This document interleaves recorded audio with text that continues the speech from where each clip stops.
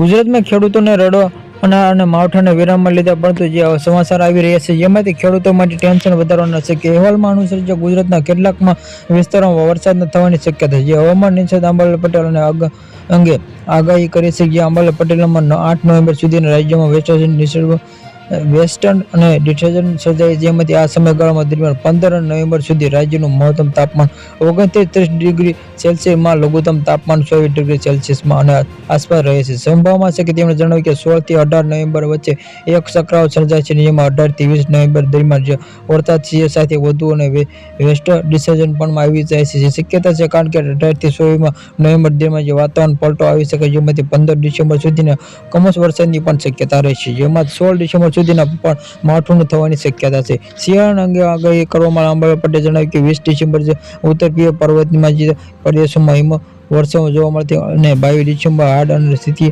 ઠંડીનું જોર થશે અને 8 નવેમ્બર સુધી પશ્ચિમ વિક્ષેપમાં અસર થવા માટે જે 7 નવેમ્બરમાં ઠંડા પવન ફૂંકાશે અને ઘણું જીરું માટે અનુકૂળ રહેશે. જે અંબાલાલ પટેલ ખાડીમાં વાવાઝોડું આગાહી કરવામાં આવેલી 18 નવેમ્બર ઉપસાગરમાં વધુ દબાણ સર્જાશે. 23 નવેમ્બર સુધીમાં ભારે વરસાદ ચક્રવાતો અને 23 થી 26 નવેમ્બર જેમાંથી કમોસમી વરસાદની ખરેખર આખી સાથે અને ઉત્તર ગુજરાતમાં મધ્ય ગુજરાતમાં કેટલાક ભાગોમાં વરસાદ જોવા મળી શકે છે.